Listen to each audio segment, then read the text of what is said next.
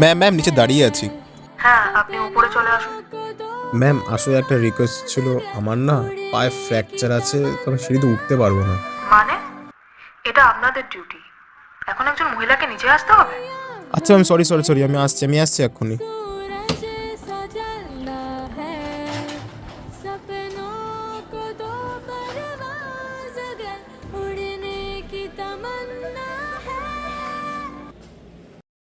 Sir বলছি যদি একটু অনলাইন করে দেন, কারণ চেঞ্জ হবে না স্যার।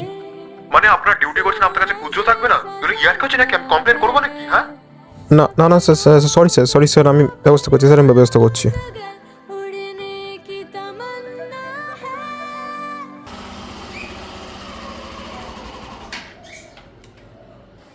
স্যার আপনার অর্ডারটা চলে এসছে। হ্যাঁ, আপনি 5th ফ্লোরে চলে আসুন। স্যার একটা রিকোয়েস্ট ছিল, আমার না পায়ে ফ্র্যাকচার আছে, তো আপনি একটু প্লিজ নিচে। হ্যাঁ, কোনো ব্যাপার না, আমি আসছি। থ্যাংক ইউ স্যার, আসুন আসুন। হ্যাঁ দেন। আপনি না আমাকে নেক্সট মনে করাবেন, আমি নিচে চলে আসবো। এটা কোনো ব্যাপার না, হতেই পারে মানুষের অনেক অসুবিধা থাকতেই পারে, সেগুলো সবাইকেই বোঝা উচিত। আর আপনি নিজের একটু খেয়াল রাখবেন, আর নিজেকে কখনো হার মানতে দেবেন না। আসলাম। স্যার আপনার অর্ডারটা চলে এসছে।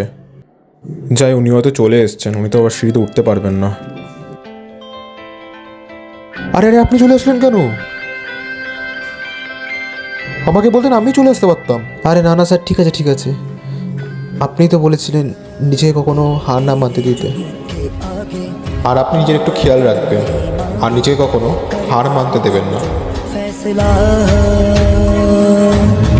रूठी तकदीरें तो क्या, टूटी शमशीरें तो क्या, टूटी शमशीरों